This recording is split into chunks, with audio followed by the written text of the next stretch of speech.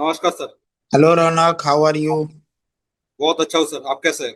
बस बढ़िया। मैं एनआईटी दुर्गापुर में हूँ, फोर्थ ईयर स्टूडेंट हूँ। अरे very good very good very good. तो अभी कितना स्कोर रहा इस बार? इस बार 73 रैंक रहा है एक्सी में, 695 स्कोर, और मैकेनिकल में 598 रैंक और 656 स्कोर। अच्छा, दोनों में। मैकेनिकल में कितना स्कोर है? 656। 656 और एक्सी में? 695। 695। Very good very good very good, congratulations. तो बताओ क्या डाउट है? डाउट सर ये है कि मतलब मेरे को आईआईटी मद्रास में जाना है। ओके। थर्मल में मिल मिल पाएगा क्या इस स्कोर पे? मिल सकता है। मिल सकता है। आईआईटी मद्रास का कट ऑफ देखा है क्या तुमने? आईआईटी मद्रास का कट ऑफ देखा था कि पिछले बार 700 कुछ गया था एक्सी से, 702 ऐसा कुछ। हाँ, तो इस बार थोड़ा सा नीचे आने के चांसेस बन सकते हैं। लेकिन वही है कि रिस्क लेना पड़ेगा। थोड़ा लास्ट राउंड तक जाना पड़ेगा। अच्छा। है ना? क्योंकि ये बात तो सही है कि शुरुआती राउंडों में तो नहीं मिलेगा। हाँ, ये बात सही है कि लास्ट ईयर से कट ऑफ इस मामले में कम हो सकता है, पर हो सकता है सिमिलर रहे। रीजन ये है कि इस बार पीएसयू में थोड़ा सा कम वैकेंसी आएगा, क्योंकि बहुत सारा पीएसयू खुद से एग्जाम लेगा। अब वो अच्छा। प्रोसेस में लग जाता है टाइम। हाँ। टाइम लग जाता है तो बच्चे एडमिशन तो ले ही लेते हैं, बाद में फिर छोड़ देते हैं तो सीटें खाली रह जाती हैं। रैंक के हिसाब से स्कोर थोड़ा सा मतलब कम आया, मैं देख रहा हूँ मैकेनिकल में भी और एक्सी में भी। रैंक कितना है तुम्हारा इसमें, मैकेनिकल में? मैकेनिकल में 598। हाँ, तो स्कोर कम आया है क्योंकि उसका रीजन ये है ना कि एक्चुअली स्कोर बहुत सारे फैक्टर पे डिपेंड करता है। जैसे कि 3 साल तक स्कोर वैलिड है, तो लास्ट 3 सालों का एकुमुलेशन नॉर्मलाइजेशन किया जाता है। फिर इंटर डिसिप्लिन ब्रांचेस के लिए बाकी ब्रांचेस का भी किया जाता है। तो वो बहुत सारी चीजें इनकॉर्पोरेट होती हैं। लेकिन जैसा कि थर्मल ब्रांच तुमको चाहिए ना, तो थर्मल में क्या होता है कि बाकी ब्रांचों के बच्चे आते नहीं है। है ना? तो इस वजह से मैं बोल रहा हूँ काफी अच्छे चांसेस है कि आपको मिल जाएगा। थोड़ा अच्छा। लेट तक जाना पड़ेगा। थोड़ा आगे, लाइक 2 4 5 राउंड तक जाना पड़ सकता है, इवन उससे भी आगे जाना पड़ सकता है। तो बस उसके लिए रेडी रहना, बाकी मिलने के चांसेस हैं, कोई ऐसा दिक्कत वाली बात नहीं है। थर्मल ही क्यों चाहिए? मेरे को थोड़ा सा मतलब सीएफटी एनालिसिस इन सब में थोड़ा सा इंटरेस्ट है, और मतलब थर्मल फ्लूइड में थोड़ा ज्यादा इंटरेस्ट आता है गेट के टाइम में भी, पढ़ते टाइम। हाँ, लेकिन मैं बता देना चाहता हूँ कि जो आप बीटेक में थर्मल और फ्लूइड पढ़ते हो, राइट, और जो चीजें करते हो, उससे काफी डिफरेंट रहता है एमटेक में। अच्छा। राइट। मैं फ्रैंकली स्पीकिंग, जितना इंटरेस्ट आपको शायद बीटेक में आया उतना एमटेक में आएगा, इसकी गारंटी नहीं है। रीजन ये है क्योंकि मैं भी वही सोच के गया था, इसलिए मैं बता रहा हूँ आपको। तो क्योंकि रीजन क्या है कि यहाँ पे सारा चीजें सब कुछ ज्यादातर फिजिकल एंड चीजें होती, विजुअलाइजेशन आसानी से होता है, चीजें अलग होती है, राइट। तो इससे क्या होता है, आपका इंटरेस्ट जगता है क्योंकि चीजें दिख रही होती हैं। मास्टर में जाओगे तो ये सब्जेक्ट भले थर्मल रहेगा, फ्लूइड रहेगा, लेकिन फिजिक्स जो इन्वॉल्व है ना, वो बहुत कम हो जाएगी, राइट। मैथमेटिक्स बहुत ऐड हो जाएगी। तो रियल काइंड ऑफ प्रॉब्लम थोड़ा सा रहेंगे।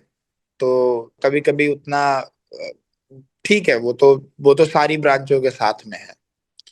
तो अगर जिसमें इंटरेस्ट है तो उसको पढ़ने में थोड़ा आसान तो रहता है। तो इसमें मिलने के चांसेस बाकी, लेकिन सेफ साइड और ब्रांचेस भी भर देना। अगर तुम ईयर का गैप नहीं करना चाहते हो तो और ब्रांचेस भी भर देना, और आईआईटीज में भी भर देना। राइट। अच्छा, एमटेक में क्यों जाना है मतलब? मैं अभी बीआरसी और एनपीसीएल का भी कर रहा हूँ प्रिपरेशन, अगर उसमें हो गया तो उसमें जाना ज्यादा पसंद करूँ। अब मैं अभी काउंसलिंग के लिए पूछ रहा था आपसे। अच्छा, तो अगर मतलब पीएसयू में हाँ, बीआरसी। पीएसयू का प्रिपरेशन मैं कभी कर रहा हूँ, एचपीसीएल का जैसे अभी आने वाला है उसका प्रिपरेशन कर रहा हूँ। एनपीसीएल बीआरसी का फॉर्म भरा था, उसका एग्जाम हो गया। 55 क्वेश्चन ठीक ठाक किए तो सिलेक्शन हो जाना चाहिए, तो उसका भी प्रिपरेशन अभी किया कर चल रहा है। मतलब जॉब चाहिए कुल मिला हाँ। के, बहुत ज्यादा रिसर्च ओरिएंटेड नहीं है। नहीं नहीं।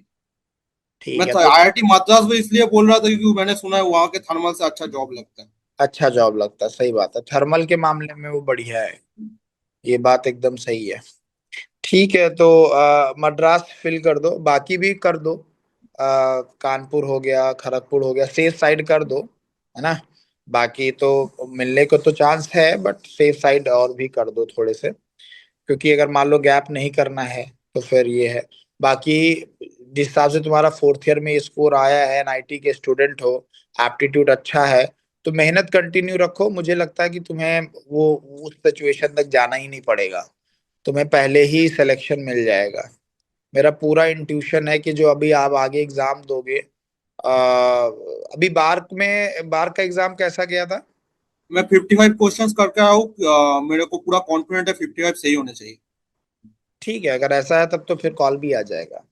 तो अगर कॉल आता है तो उसके इंटरव्यू में भी तुम्हें थोड़ा एज मिलेगी, क्योंकि तुम्हारा जो सोचने का तरीका है, एप्टीट्यूड है, जो तुम्हारा पढ़ने का तरीका जो एनआईटीज आईआईटीज में होता है थोड़ा डिफरेंट होता है, तो इस वजह से तुम उनके क्वेश्चनों का जवाब ज्यादा बेटर दे सकते हो कंपेयर टू प्राइवेट कॉलेज के स्टूडेंट्स में। प्राइवेट कॉलेज वाले क्या है, ज्यादा मेहनत करके एक बार स्कोर तो ले आते हैं, लेकिन उनको कॉन्सेप्चुअल क्लियरिटी थोड़ा कम होती है ना।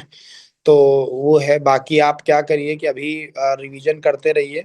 ये जितने भी एग्जाम है, एचपीसीएल और आईयूसीएल और इसरो, ये सब आने वाले हैं, इनका प्रिपरेशन, इनके लिए ईएससी के प्रीलिम्स के क्वेश्चन भी लगाओ। है तुम्हारे पास बुक? बुक नहीं है सर मेरे पास, पीडीएफ सर, मैं वही से कर रहा हूँ। ठीक है, पीडीएफ है, अच्छी बात है। तो मतलब ईएससी के प्रीलिम्स के क्वेश्चन भी सॉल्व करो, उससे काफी कुछ मिलते जुलते क्वेश्चन आपको देखने को मिलेंगे वहां पे पीएसयूज के एग्जाम में। दो तीन सब्जेक्ट जो तुम्हारे फेवरेट है, जैसे आपने थर्मल बताया, फ्लूइड बताया, अगर और दो और ऐड कर लो, heat transfer strength of add कर मटेरियल। लो, strength of material, heat transfer या मैकेनिक्स जो भी ऐड कर लो, और चार सब्जेक्ट का करीब करीब थोड़ा सा इन डेप्थ भी पढ़ना चालू करो, जैसे बुक से पढ़ना चालू करो। ठीक मैं है। सर सेंचुरी से पढ़ रहा हूँ, वो ठीक है। बहुत अच्छी है, मतलब संजल थोड़ा ज्यादा है, बस प्रॉब्लम ये है कि उसको कवर करने में टाइम ज्यादा लगेगा, लेकिन थोड़ा फास्ट वे में पढ़ो। सब कुछ रटने की जरूरत नहीं है। जो आप बुक पढ़ रहे हो उसका मोटो क्या है, आप पहले बताओ फिर मैं बताऊं। मैं कुछ मतलब डेरिवेशंस देख रहा था कि जैसे पॉलीट्रॉपिक प्रोसेस में कुछ चीजें जैसे वो पूछते हैं पार्क में, और फिर मान लो टैंक के जो क्वेश्चन फ्लूइड में पूछते हैं वो सब देख रहा था, वो डेरिवेशन, वो सब देख रहा ठीक था। है, तो जब भी आप पढ़ रहे हो ना, तो आप उसको इस हिसाब से पढ़ो कि आपका अंडरस्टैंडिंग लेवल बढ़े। राइट। देखो, बुक से जो अंडरस्टैंडिंग आती है ना, वो किसी लेक्चर से नहीं आ सकती। चाहे वो मैं पढ़ाऊं, या आईआईटी के प्रोफेसर से पढ़ो, या एनपीटीईएल से पढ़ो, कहीं से भी पढ़ो। क्योंकि क्या होता है कि जब भी मैं लेक्चर दे रहा हूँ या कोई भी लेक्चर दे रहा है, तो मैं अपना प्रोस्पेक्टिव जो है, जो मेरा विजुअलाइजेशन है, वो मैं आपको विजुअलाइज कराता हूँ। राइट। मैं आपको बताता हूँ कि ऐसे ऐसे होता है, ये ऐसा इमेजिन करो, ये ऐसा इमेजिन करो, करेक्ट। लेकिन जब आप बुक्स पढ़ते हो ना, तो आप खुद इमेजिन कर रहे होते हो। राइट। तो आप अपना एक अलग प्रोस्पेक्टिव बना रहे होते हो, एक अलग अंडरस्टैंडिंग बना रहे होते हो। राइट। तो बुक से पढ़ना एक अलग चीज है। राइट। उससे जो अंडरस्टैंडिंग आएगी वो किसी लेक्चर से नहीं आएगी, चाहे मेरे से पढ़ो चाहे किसी से भी पढ़ो। राइट। तो बुक थोड़ा पढ़ना चालू करो, क्योंकि क्या होता है कि बार्क और एनपीसीआईएल हो गया, या फिर इसरो का इंटरव्यू हो गया, डीआरडीओ हो गया, इनके इंटरव्यूज में ना जितनी अच्छी अंडरस्टैंडिंग होगी सब्जेक्ट की, उतना ज्यादा बेटर आप कर पाओगे। और अगर आपको सेंजल ज्यादा लग रही है, मतलब अगर आपको लग रहा है कवर नहीं हो पाएगा इतने कम टाइम में, ऐसा वैसा कुछ भी अगर लग रहा है, तो आप पीके नाग भी रिफर कर सकते हो। ठीक है, वो छोटा रहेगा, इजीली जल्दी हो मैं जाएगा। मतलब सिलेक्टेड टॉपिक्स कुछ पढ़ रहा हूँ। बाकी और कोई डाउट? बाकी तो सर मतलब थोड़ा सा मतलब इंटरव्यू जब मॉक इंटरव्यू का कुछ जुगाड़ हो सकता है कभी कर कभी। देंगे कर देंगे वो, आप जब कॉल लेटर आए तो एक बार बताना, हम कुछ जुगाड़ करेंगे उसका, है ना। हम एक मॉक इंटरव्यू वगैरह कुछ मैं थोड़ा सा प्लान कर। घबरा जाता हूँ इंटरव्यू में, कॉलेज प्लेसमेंट में भी थोड़ा सा हुआ है मेरे साथ। अच्छा, अभी प्लेसमेंट कहीं लिया है कि नहीं लिया है? मैं प्लेसमेंट नहीं लिया, अभी तक नहीं हुआ मैं। अच्छा अच्छा, अभी कंपनियां आ रही हैं? कंपनी आ रही थी, मैं जैसे भारत इलेक्ट्रॉनिक्स लिमिटेड आया था, मैं थोड़ा वो एक क्वेश्चन बोल नहीं पाता, मेरा रिएक्शन हो गया। नहीं नहीं, वो कॉन्फिडेंस आपको थोड़ा डेवलप करना पड़ेगा। इसके लिए क्या है कि जब भी पढ़ाई करो ना, तो सेंटेंस भी फ्रेम करो। मतलब कई बार क्या होती, चीजों की अंडरस्टैंडिंग हमें होती है, बट वो हम वर्ड्स में नहीं बोल पाते। हाँ हाँ। Let's say for example motion है, राइट। अगर मैं पूछूं मोशन क्या होता है, तो ऐसा नहीं है कि किसी को अंडरस्टैंडिंग नहीं मोशन क्या होता है। सबको पता है मोशन क्या होता है, रिलेटिव मोशन क्या होता है, कैसे क्या होता है, राइट, वो सारा कुछ आपको पता है। But when it's comes to describe it in a definition part, right, एक पूरा स्ट्रक्चर्ड वे में बोलना, उसमें बच्चों को प्रॉब्लम हो जाती है, राइट। कि ये बोलना कि कोई भी टॉपिक है, राइट, तो उसमें मतलब एक प्रॉपर स्ट्रक्चर में बोलना है। तो जब भी आप कोई पढ़ाई कर रहे हो, तो उसका क्या है कि आप ये भी देखो कि भाई हम बोलेंगे क्या इसमें, वो खुद से सोचना है। जब भी आप कोई डेरिवेशन मत पढ़ो, राइट, क्योंकि वो शुरुआत कभी डेरिवेशन से नहीं करते ज्यादातर। सिलेक्शन आपका डेरिवेशन के बेसिस पे होगा, ये बात सही है, बट वो कभी भी डेरिवेशन से डायरेक्टली स्टार्ट नहीं करते। वो क्या करेंगे, पहले कुछ नॉर्मल नॉर्मल क्वेश्चन पूछेंगे उस टॉपिक से। जब नॉर्मल नॉर्मल क्वेश्चन पूछते हैं, तो फिर उसको आप अच्छे से आंसर देते हो, तो इन डेप्थ जाते हैं। वो डायरेक्ट ड्राइव नहीं करते इन डेप्थ में, है ना, कि डायरेक्ट आपसे कोई टफ क्वेश्चन पूछ लिया, नहीं, वो पहले थोड़ा सिंपल क्वेश्चन पूछेंगे। जैसे मान लीजिए उनको पूछना है लाइक एंट्रोपी का कुछ तो पूछना है, राइट, तो वो पूरा सिंपल सिंपल से चालू करेंगे। What is entropy, tell me first, right, what is the significance of D Q by T, what is this D Q by T represents, what is the physical meaning of entropy, right, ऐसा basic. फिर वो deep down करके अंदर पूछेंगे कि अच्छा ये situation दी हुई है, अब बताओ इसका एंट्रोपी कैसे निकालेंगे। तो वो शुरुआत में नहीं पूछेंगे, पहले वो देखेंगे कि बेसिक पता है कि नहीं, बेसिक ही नहीं पता है और कुछ टफ पूछ लिया तो टाइम वेस्ट है ना वो, राइट। तो पहले करेंगे, तो वो जो बेसिक वाले पार्ट में जब वो पूछते हैं, तो कई बार बच्चे सेंटेंस फ्रेम नहीं कर पाते, है ना। तो उस पे थोड़ा सा वर्क करो। जब भी कोई भी टॉपिक आप पढ़ रहे हो, तो उसको सोचो कि अगर हमसे पूछ लेगा कि what is first law of thermodynamics, तो मैं क्या आंसर दूंगा, राइट। व्हाट इज एंथैल्पी, तो क्या आंसर दूंगा मैं। व्हाट इज एंट्रोपी, तो क्या आंसर दूंगा मैं, राइट। व्हाट इज विस्कोसिटी, तो क्या मेरे मुंह से सेंटेंस निकलेगा। जबकि आपको भी विस्कोसिटी का पूरा नॉलेज है, पर वो पूछेगा व्हाट इज विस्कोसिटी, तो फिर आपको मतलब एक स्ट्रक्चर्ड वे में आंसर देना पड़ेगा, है ना। तो वो है डायनामिक विस्कोसिटी क्या है, काइनेमेटिक क्या है, कैसे क्या है, क्या सिग्निफिकेंस है। तो उनको स्ट्रक्चर्ड वे में आप समझिए, है ना। और एक प्रॉपर, क्योंकि बेसिक क्वेश्चंस को आपको बहुत क्रिस्प बताना होता है, एक्सप्लेन नहीं कर सकते। Don't try to explain. The problem is when we use to teach, right, so we start with the explanation only. जैसे कभी क्या है कि लेट्स से मैं ऐसे बहुत सारी चीजें बताऊंगा, एक्सप्लेन करूंगा, ये ऐसा होता है, फिर ऐसे होता है, फिर ऐसे होता है, फिर ऐसे होता है। फिर मैं उसमें बोलूंगा कि ये क्रिस्प पॉइंट है, क्योंकि हमें समझाना है आपको, आपको याद रखवाना है, राइट। लेकिन आपको उनको समझाना नहीं है। They are not students, you have to assume that they know everything. Even if you say a particular thing in one line, they will understand. आपको सोचना ऐसा है, हो सकता है ना समझ में आए तो दोबारा क्वेश्चन पूछेंगे, ओके कैन यू एलिब्रेट दिस, इसको कैसे बताओगे, वो एक अलग बात है। लेकिन शुरुआत में आप एलिब्रेट करना स्टार्ट नहीं कर सकते। समझ में आ रहा है, राइट। शुरुआत में ही आप बहुत एलिब्रेट करना स्टार्ट नहीं कर, शुरुआत में आपको बहुत crisp answer, what is entropy, sir it is molecular disorderness, ठीक है। ठीक है, उनको अगर इससे फिजिकल मीनिंग से मतलब है तो आगे पूछेंगे, अदरवाइज और दूसरी जगह स्विच कर जाएंगे। अब पता चला उन्होंने व्हाट इज एंट्रोपी पूछा, तुम दुनिया भर की बातें बताने लग गए, राइट। तो they will not appreciate it. पहले आप इतना ही बोल के फिर वो बोलेंगे व्हाट इज मॉलिक्यूलर डिसऑर्डर, अगर उसको उसी में डीप डाउन करना है, तो आपको डायरेक्टली अपने आप एज्यूम करके डीप डाउन नहीं करना है। तो ये चीज आप थोड़ा ध्यान रखेंगे, और ये पढ़ने में आप अपना इनकॉर्पोरेट करिए। जब भी कोई भी चीज पढ़िए, मान लीजिए आपने 1 घंटा पढ़ा, राइट, तो उस चीज में देखिए कि क्या क्या क्वेश्चन बन सकते हैं इस टॉपिक से, कि what is this, how this things comes into the picture, right, how it works, right. ये सारे क्वेश्चन हाउ व्हाई व्हाट, ये अपने आप से ऐड करो, और उनका जवाब जो है अपने दिमाग में फ्रेम करो, है ना। तो वो जब क्रिस्प आंसर आप दोगे ना, तो they will appreciate a lot, correct. कहानियों पे बहुत भरोसा नहीं करते वो लोग। दे बिलीव ओनली, मैं देखता हूँ बच्चे डायरेक्ट कहानी से ही चालू करते हैं, कि सर मान लीजिए एक ऐसा सिस्टम दिया हुआ है, मान लीजिए ऐसा दिया हुआ है, वैसा दिया हुआ है, फिर इसको ऐसा करेंगे वैसा करेंगे तो ये आएगा, तो ये जो होता है ये वो होता है। This not the way to answer. आपको क्रिस्प स्ट्रेट फॉरवर्ड आंसर देना होता है, राइट। कि जिसको जितना अच्छा नॉलेज होगा वो उतना क्रिस्प कर सकता है, जिसको जितना कम नॉलेज होगा वो उतना ही बकवास बात करेगा। ये एकदम सिंपल सी बकवास, मतलब साइड साइड की बातें बहुत सारी बताएगा। अब हमें क्या होता है कि हम जब बताते हैं तो हम बच्चों को एक्सप्लेन करते हैं, क्योंकि बच्चों को पहले अंडरस्टैंड होना चाहिए वो चीज क्या है, उसको थोड़ा फील आना चाहिए। फिर वो, क्योंकि हमारा एग्जाम अलग है, हम किसकी प्रिपरेशन करा रहे हैं, हम गेट की प्रिपरेशन करा रहे हैं या एग्जाम की। तो वहां पे क्या होता है, आपको टॉपिक की अंडरस्टैंडिंग होनी चाहिए। प्रॉपर डेफिनेशन आता है नहीं आता है कोई बहुत मायने नहीं रखता है। टॉपिक की अंडरस्टैंडिंग है, कैसे आया क्या आया है, न्यूमेरिकल कैसे सॉल्व करना है, वो सबसे मेन इंपॉर्टेंट होता है। अभी क्या है, आपको क्रिस्प आंसर देना है, तो वो एक अलग तरीके से पढ़ने का तरीका थोड़ा चेंज करना पड़ेगा। तो वो थोड़ा सा करिए, है ना। बाकी तो जब आपका कॉल लेटर आएगा तो हम लोग हेल्प करेंगे ही। बाकी सेफ साइड कुछ और ब्रांच कर दीजिए। और थर्मल है, और आप कई सारी जगहों पे थर्मल का अल्टरनेटिव भी आप डाल सकते हो। जैसे आपको थर्मल पता है तो आप एनर्जी ब्रांच डाल सकते हो। पर हाँ, ये बात जरूर है कि एनर्जी अच्छी ब्रांच है आजकल थोड़ा सा।